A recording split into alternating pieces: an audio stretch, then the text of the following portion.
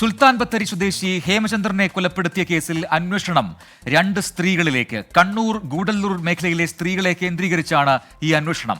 കൊലപാതകത്തിന് പിന്നിൽ കർണാടക ഗുണ്ടൽപേട്ടിലെ സ്ത്രീക്ക് പങ്കുണ്ടെന്ന് ഹേമചന്ദ്രന്റെ സഹോദരൻ ഷിബിത്ത് 24നോട് പറഞ്ഞു. കേസിൽ ഇന്ന് പുറത്തുന്ന വിവരങ്ങൾ ഉൾപ്പെടെ സുജിത് അയ്യപ്പ് തയ്യാറാക്കിയ റിപ്പോർട്ട് കാണാം ഇനി. ഹേമചന്ദ്രനെ കാണാതാകുന്നതിന് തൊട്ട് മുമ്പ് ഒരു സ്ത്രീയുടെ കോൾ വന്നിരുന്നു. കണ്ണൂർ സ്വദേശിയായ ഈ സ്ത്രീയെ കേന്ദ്രീകരിച്ച് പോലീസ് അന്വേഷണം നടക്കുന്നുണ്ട്. ഒപ്പം ഗുണ്ടൽപേട്ട് സ്വദേശിയായ മറ്റൊരു സ്ത്രീയും ഈ കേസിൽ ഉൾപ്പെട്ടിട്ടുണ്ട്.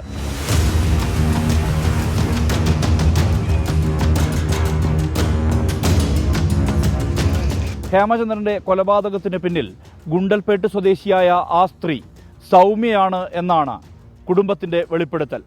സഹോദരനായ ഷിബിത്താണ് ഇക്കാര്യം 24നോട് പങ്കുവച്ചത്.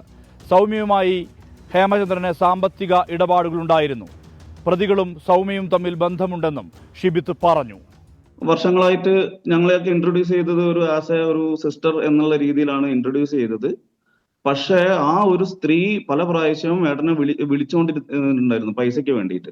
അപ്പൊ ഇതിനകത്ത് സൗമ്യക്ക് നല്ല പങ്ക് ഇതിനകത്ത് ഉണ്ടെന്നാണ് എന്റെ സംശയം.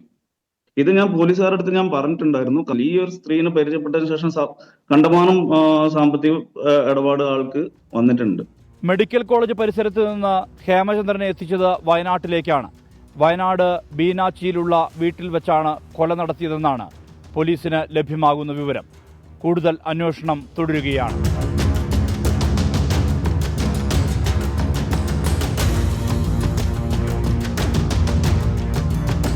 ജ്യോതിഷ്, അജേഷ് എന്നിവരാണ് നിലവിൽ പോലീസ് കസ്റ്റഡിയിലുള്ളത്.